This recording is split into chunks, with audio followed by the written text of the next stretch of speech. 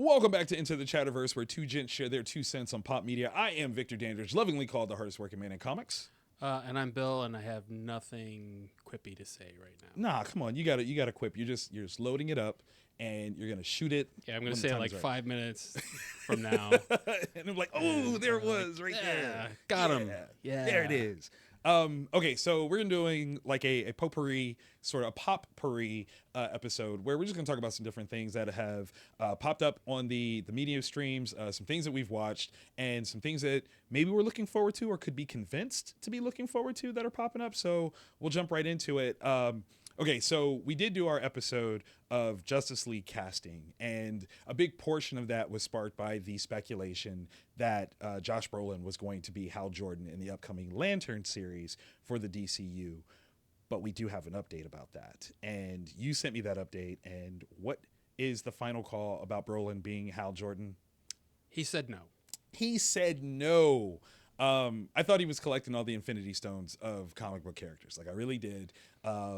In terms of superpowers, I mean, he's had, like, you know, the big muscly guy, right? Muscly bad guy. Mm-hmm. He's had the time traveling mercenary. He's had the soldier with the scarred up face. I thought Hal was on deck. Like, I'm not gonna lie, I thought it was a possibility that he would go for it. I did not think he was going to be the reason that he did not get the role. Do you think that maybe he felt he was too old? I think maybe he just wanted to do something different. Something different? All right. Do you think that there is any chance that the rumors that Thanos is coming back to the MCU had anything to do with it? I can't imagine. Okay. All right. I also can't imagine that that's happening. Again, speculative based on storylines, but he appears in the 2015 Jonathan Hickman written Secret Wars.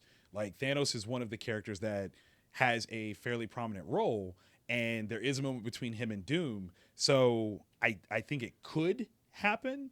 And I don't know if there is some aspect of it that they're kind of staking a claim, like, no, you stay with us or else no Thanos for you. And I can imagine that maybe the Disney payday would be a little bit more lucrative than a TV show. I think that the relationship between Feige and Gunn is better than that.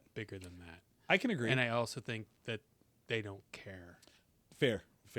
Because one is not going to ruin the other. Right. An actor is an actor. And literally, if after Jonah Hex they still made him Thanos, I mean, but like, yeah, but it's so long ago. Was it really that long ago? How long ago was Jonah Hex? It's got to be. I'm gonna go. It's 13 years. 13 from now. So you're saying 2011? Where are we going? It's got to be. It's got to even be more than that. Oh, 14 years ago. 2010. All right. Solid. All right. I mean, to that point, it was only 4 years later that Brolin was cast as Thanos? Because he shows up in Guardians. So you're right. I mean, a bad presentation as one character does not have any effect on what your presentation can be in another. So I get it. And clearly when he was Cable, that's during the midst of the Infinity Saga, and that would have been Fox, not Disney at the time. So exactly. All right. Good call. So no Brolin on that one. There was another person that you said was in consideration. I didn't realize was a figure. Who was that? Matthew McConaughey. Yeah. No, all right from Hal Jordan. And as much as I love him in The Gentleman, yes, do love him in that movie. I mean, I see it from a look standpoint. Yeah. I just don't see it from an acting standpoint. And I get that actors are supposed to act in the roles and everything like that. But I don't know that I've seen him do anything where he has to hide his accent. And I think that's the biggest thing. Hal Jordan is not a Southern man. No. Not at all. No. He's a coast boy. And that plays in a certain way. There's a speed that a Southern man moves at that would be very counterintuitive to Hal Jordan. Though I will say that McConaughey does have the surfing part down. I mean, yes, I'll totally give that. Yeah. Totally give that. But that's more of a, fun experience culture, not necessarily like right. who he is. Yeah. So, all right, the hunt still goes on for who Hal Jordan is going to be. We threw out a bunch of speculations on the Justice League casting episode, so definitely check that out. And if we did not name who you would have picked, drop that down below. Give us that name of who you think should be Hal Jordan, if not for these two glorious, illustrious actors. Now, we did say that, okay, in terms of potential, like, Green Lantern people, we had some different ideas in terms of if they do Hal and they're going to do John Stewart. But now we have a new player to that conversation that I think we have to talk about. The internet's talking about it. We got to throw our 2 cents on it.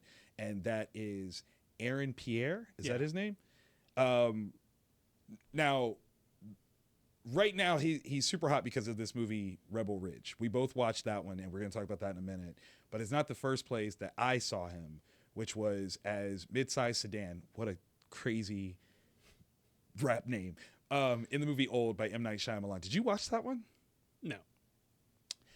So, I mean, I'm not saying that it was like a huge knockout of the park. It was an interesting concept, obviously. Yeah. For those that haven't seen it, people find their way to a beach, and if they find that they age like crazy fast while there. He is one of the guests that makes his way to this place, and he's this character, Midsize Sedan, who is this rapper. In the funniest way, I did not realize that they were the same person. Like, I had to see something that said that was him, because he physically has been transformed. Like, he looks a little chunkier in Old, and I think like he underwent like a major body transformation workout wise and all these wonderful things, where he looks dominating in this Rebel Ridge movie. And you showed a clip where, like, if you just look at him, that's Jon Stewart. Like, it would be a shame if they don't pick him for Jon Stewart. One, he's hot right now. Like, out of everybody that we talked about before, his name is really blowing up. He's got this nice action flick on Netflix. He's got some chops. He can do some things. What do you think would be the top, like, things that you would absolutely check off on the list that say he should definitely be Jon Stewart for you? Oh, the look alone. I mean, it's fair. His face, just to me, he looks just like Jon Stewart from the animated. Right. So, and he's got the build for it. Yep. And well, yeah, I mean, you pointed out what we were talking about before, his eyes. Yeah. Yes. His eyes are green. Yeah. Like, naturally green. I mean, like, right now we're looking with a goatee. Right. And it looks just like. It does look just like it. It's just almost like it. That's creepy. If you go to his IMDb page, it's Jon Stewart. Yeah. It's 100%. And now I'm at the point that if they name someone else Jon Stewart, I'm disappointed. I'm disappointed. Disappointed. Like, I'm almost mad at you for putting this in my head now, because I will be just as upset if it's not him. Because like, he has the look. In this new movie, Rebel Ridge, he plays a former Marine, which again just adds to the Jon Stewart checklist. And I think he would be really good at it. I almost want, like, because height wise, like, he's what, 6'3", 6'3". So now I want a shorter Hal Jordan, if that's where they go with that. Well, how much shorter do you want to go? Maybe 6 foot. Okay. Maybe 6 foot. That, that's not. It's not a lot. Yeah. But it is a lot. Yeah. Right. I like the idea that in the sense that he kind of represents like this big, like, physical person, that Hal is just like, I'm still not scared of you because I know what I can do with this ring. Like, that speaks to the storytelling of Hal and how dangerous he is. Like, Hal's not small, but he'll still kick the crap out of you, even though you're huge. And it's like, because I know what I'm doing. And that would be super, super fun for me in terms of a character physical difference. It's up there with, I like the idea of Batman being taller than Superman, because Batman has to be big and imposing. And Superman's like, I throw planets. I'm not worried about being tall. I don't have to be. In fact, it doesn't matter how tall you are. I could float to your eye level and eat it. Like, I would actually flip that. You want Superman bigger? Yeah. I don't want him bigger. That because Batman can just go. I know it takes you out. I mean, that would be a Batman move. Absolutely. That's up there. But with, also, Superman's not he's not he doesn't intimidate people. He doesn't. Unless he absolutely has to. And right. Tends to be the people that are like trying to kill other people. That's why I want him to be smaller. Like, because the idea is like anybody else will walk up to him and be like, well, I can, and then he just like punch you. I believe a Corn Sweat is like 6'5". Oh, geez. And that would make him bigger God, than... he's huge. Yeah, that would make him taller than Alan Richardson, which I believe he's 6'3". Okay. All right. Dang. I didn't realize Corn Sweat was mean, you could put him in disco boots. Yeah. But no. Let's not do that. Let's not do that. Jeez, I thought he was. Or put him on Robin's shoulders. Whatever. He'll get there. Come here, chum. Let me stand on your shoulders right quick. That's funny. Okay, so this movie, Rebel Ridge, now out on Netflix, starring Aaron Pierre, also starring Don Johnson, in another of his roles. Where, listen, Don Johnson has to be one of the most racially secure actors of our time. This is true. Because he has been playing characters where you're like, the N-word lives in your mouth. Well, even, yes, in Watchmen he is that way. He is definitely that. But there's redemption in that as well. True. So he's not, but he's not straight, yes, he's a racist. Right. But he's trying to redeem himself. Right. Unlike, he's not trying to do that in this movie. He's definitely not in this movie. No. Nor is he trying to in Django Unchained, which is like the trifecta of movies where you're like, Don, you look real comfortable doing this. Yeah. He's a heck of an actor. Because we all know, like, I mean, literally, unless he fooled the nation through Miami Vice, like, I would have never thought that he was capable of these kind of roles, and it's just impressing me. But Don Johnson as a bad guy has been one of the most interesting things I have ever seen, because, like, pop culturally, to me, he is a good guy. He's a little rogue, right? Like, in the 80s, I probably would have had him be Hal Jordan, but, like, I know. I don't know about that. Come on. I don't know about that. You can't see Sonny Crockett, Hal Jordan. I was never a huge Sonny Crockett fan. All right, that's the only thing I enjoyed was the fact that he never shaved. He didn't. That 5 o'clock shadow was forever. Yeah. But yeah, like he is a rough dude. Like, I like this vibe, this era of Don Johnson in Darkness. And he plays a certain particular kind of bad guy in Rebel Ridge here. Yeah. Like, because it's smart. Like, once you find out like the ways of all this stuff, it is really like a brilliant mastermind move of what he's done in this movie. Who wrote this? Who wrote Rebel Ridge? That I have no idea. Because we were talking before we started recording about the type of movie that is really Jeremy Saulnier. Yeah. Saulnier? Maybe Saulnier? Yeah. Wow. Yeah, he looks like he's 12 years old. He does. He looks like a baby. That's wild. I mean, he's got some age on him. Yeah, he's okay. He's closing in on 50. Yeah. Not bad. The vibe of this movie is something very, very, I don't want to say unique. That's not wrong, or that's not right. Because we can name other movies that have a similar vibe. Right. But the way that it does it is kind of unique in this era of franchise films, right? I gave it the comparison to Walking Tall. You gave it the comparison of First Blood. And I think both of those are great examples of what this movie is. Obviously, there's going to be the comparison to Reacher, particularly the show, because of the size of Aaron. But and even like there's some story elements that are very similar. But I think those kind of movies are very interesting because it rebuilds the idea of an action star, and I don't think we have that right now. Like, can you name a modern day action star? Tom Cruise. No, Tom has been an action star. That doesn't count. Like, he's still doing it. He just didn't stop. He's still doing it. And in fact, he's doing it at the Olympics. That's true.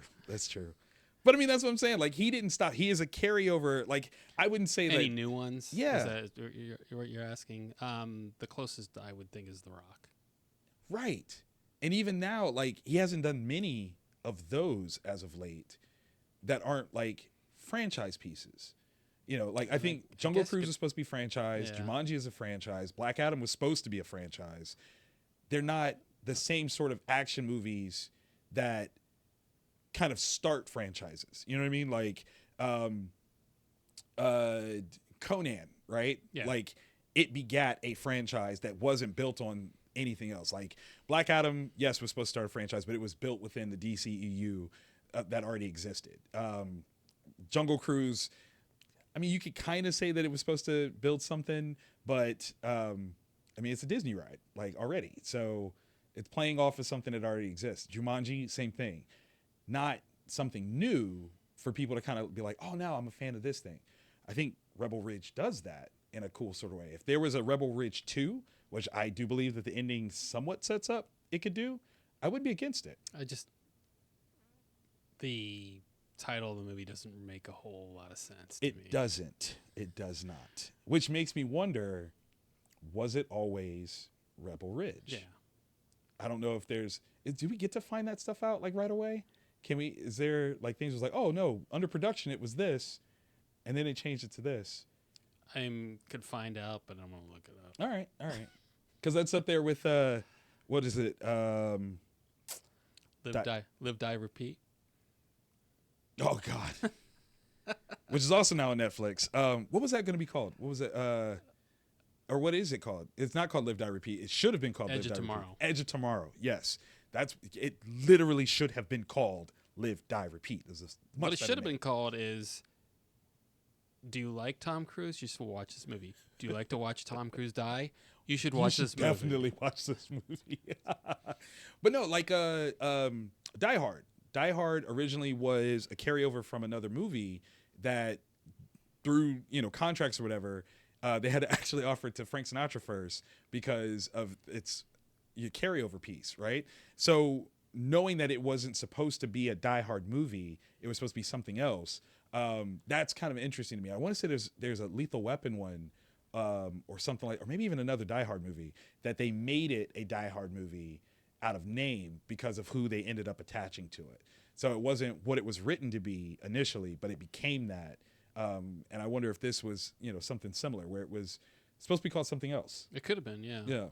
It's interesting movie overall. When did you watch it? Because I literally just watched it last night. It may have been, it was Saturday, Sunday. Okay. It was over the weekend. Got you. Yeah. Got you. I watched it by myself. I don't know if that changes. Like, is this a movie? Because you brought up how this could have been a movie that could have been released in theaters. Didn't seem to have a huge budget. What is the budget on this one, actually? Can we see budget material for Netflix releases? It tends to be just like, we think it's this. Okay. Yeah, no, that could have easily made its money back. $41 million, yeah. Would it have made a difference watching it with a group of people? I mean, there's moments in there that are cheerable, because I know I definitely did. There's moments of the, ooh, that fight scene or this thing happens, and you get that, oh, snap. Would that have made it even better to watch in a theater? Because I think, like, there's a promotional piece in there where he's, this statement, and they keep playing commercials of that. That would have got people hyped up to go to a theater.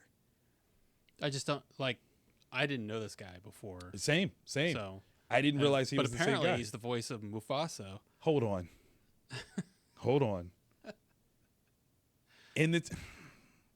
You're telling me days after James Earl Jones, the late great, has passed, this dude is the voice of Mufasa in the upcoming Disney live action Mufasa movie? I'm sorry. I had to say it. Oh God. I'm CG so sorry. is still animation. It definitely is. But he's Mufasa. Yeah. Okay, I'm gonna ask a stupid question.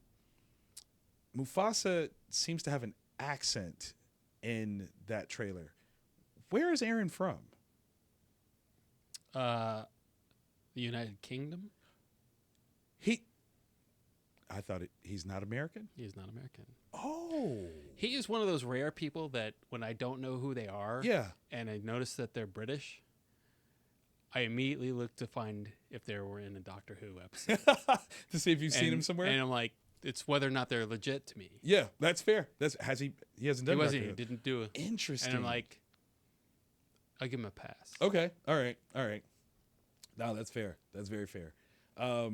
Rebel Ridge has a 94% on Rotten Tomatoes, which I think is astounding in terms of a ranking. Not saying that it's wrong.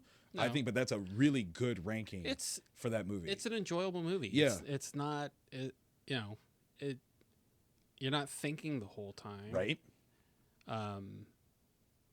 It doesn't have the greatest plot in the world, but, right. It entertained. It does. It does. My big criticism of it was, the fight scenes weren't all, they were too mechanical. I get that. Yeah, it was very structured. It was very this and this, Yeah. almost like a choreographed dance. Yeah. And yes, that is what it is, but it shouldn't necessarily feel like that's what it is.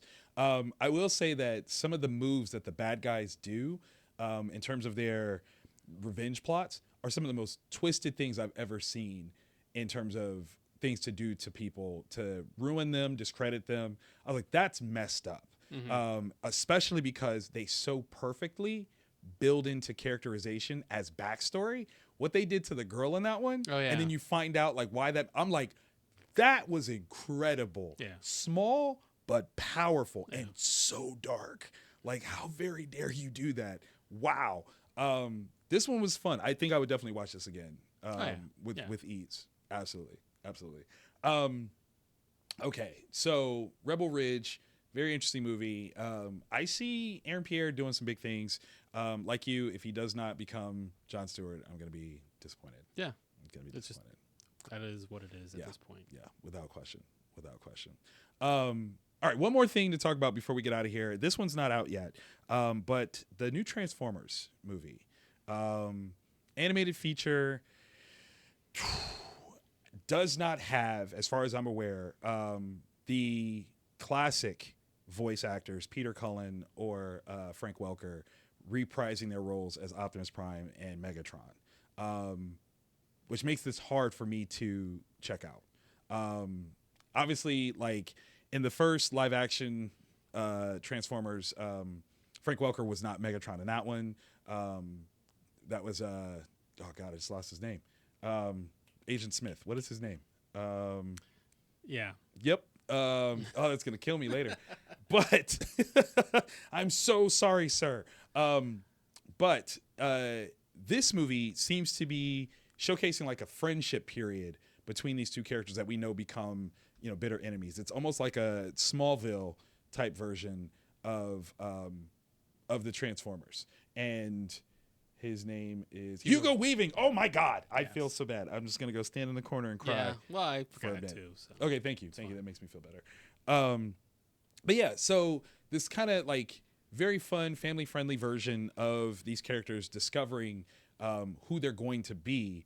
I think is an interesting concept. It wasn't something like when I first heard about it that I wanted to watch, but it seems to be getting some pretty good reviews from the critics right now. What are your thoughts on this one? So I watched footage from CinemaCon, and I'm like, why are they making this movie? That's a fair question. And I'm like, why are they paying actors to do the voiceover work? Chris Hemsworth. Yeah. Scarlett Johansson. This is going to be and it just didn't look good.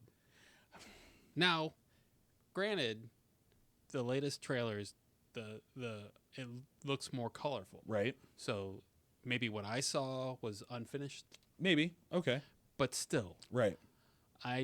Origin stories, 15 years into the franchise as movies go. Right. I'm over that kind of stuff. I get that. But I've seen people that have wanted nothing to do with this movie, and they're like, I love this movie. Wow. Which I'm like, okay, but... That's a testament to some cool storytelling. Yeah, I just, Transformers to me is not a great franchise. I got you. It's, I think that it was always fun, that kind of stuff. Someone told me that there was one good one, and I'm like, which one? And they're like, Bumblebee. And I'm like, no, you're right. Bumblebee was good. It was good. Yeah. And then they got right away from that one with Beast Wars. Yes. And I'm like, what are you trying to do? They didn't know. And I just thought that, why are we going back to animation on this? But I'll tell you one thing. Yeah. It's doing what it should do. No humans. True. And that is a huge deal for what I think has been the failing of the live action ones. Yeah. They keep putting humans at the forefront, and no one actually cares about the humans. Now I hope they keep out a love story, because I don't want that either. You know that's coming. There's a female in there. There's got to be one. Yeah, I know. I do think it's interesting, though, that as we're looking at the IMDb, their names are not... They're not Optimus and Megatron. No. That's who they become. Right. Which I think that's an interesting thing. Not sure how part of the lore that is. Well, not knowing any of the lore, right? You know, as far as like a deep dive, my understanding is that they can't transform. Right. And then when they can transform, that's what they become. Yeah. They get new names. I'm going to tell you the thing that's exciting me the most. Steve Buscemi as Starscream. That, I think, is... Yes. Just give it to me. Steve Buscemi is one of the most underrated voice actors of villains ever. I mean, since Randall and Monsters Inc. He was so good at that. I hated his guts. Well, then he definitely did his job. He did his job. Yeah. He did his job. And Starscream is a punchable character. I think in terms of all the Transformers, Starscream is the one that you want to punch the most. So it works out really, really well that he is bringing that to life. I'm, excited for that casting. I don't know that I will go see this one opening weekend. It would take my kiddos to be like, oh, we really want to see this for me to be that moved. Yeah. And they haven't done so yet. So I'm kind of up in the air about it. I'll wait and see what kind of statements are given. But 88% on Rotten Tomatoes with 33 reviews that's not bad. No. That's no. very That might go good. down a little bit, but I can't see it going drastically down. Right. Even if it goes down 20%, it would still be fresh. Yeah. It may not be certified fresh, but it's still still fresh. Good. Yeah, so definitely. Anytime you can get 60% of the people just be like, yes. Yeah. That's not bad. 3 out of 5 people are like, this is a good movie. Yeah. I wonder how the audience scores are going to play against it.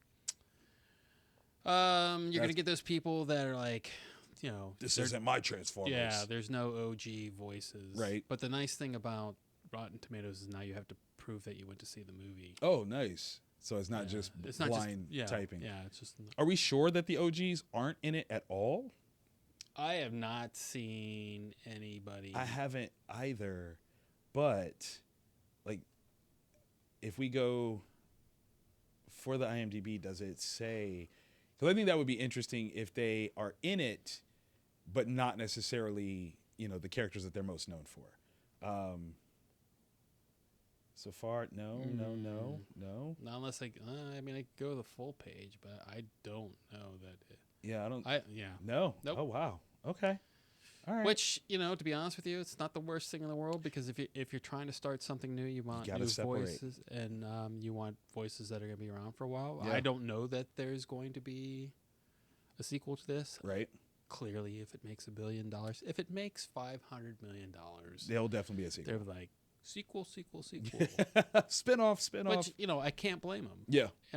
It's just like they said with the Joker. This is, we're one and done. You just made $1 billion. We're going to go back to we kind of have to make a sequel. Yeah. You kind of do. Yeah. You really do. That's just smart business. Just if we knew when it was coming out. When is it coming out? Next month. Early next month too, right? But that, how many times have you gone, wait, there's another Joker coming out? Does DC have anything coming out this year? I'm like, yeah, the Joker. Like, I totally forgot about that. I go, so did everybody else. Jeez. Yeah, it's just one of those things. What's up with the Joker movie coming out during an election year? Is that a thing? Probably a COVID thing. Okay. Because the first one came out 2020 during an election year. I was a little nervous about it, and here the second one coming out. I just think it's, like I said, I think it's more a COVID thing. Okay, all right, it makes me feel better. It's not a push. I'm glad, because last thing we need is for people to be all riled up, want to do crazy things. When did Joker come out? I think 2020. 19. Yeah. Oh, okay. You're off by a year. All right. That makes me feel a little better. Just a little bit. Not much, but a little bit. Really? Yeah. Joker came out the same year as Endgame? God. COVID makes time just wibbly wobbly. Yep. Okay. Also a $1 billion movie. So yeah. Yes. So what is the first $1 billion franchise post-COVID? Like first movie to make a Yeah. billion? Wasn't Spider-Man? that Spider-Man? Spider-Man? Okay. Might have been. Yeah. I'm pretty sure it was Spider-Man. Okay. All Because right. I think it made a ton of money. Yeah. All right.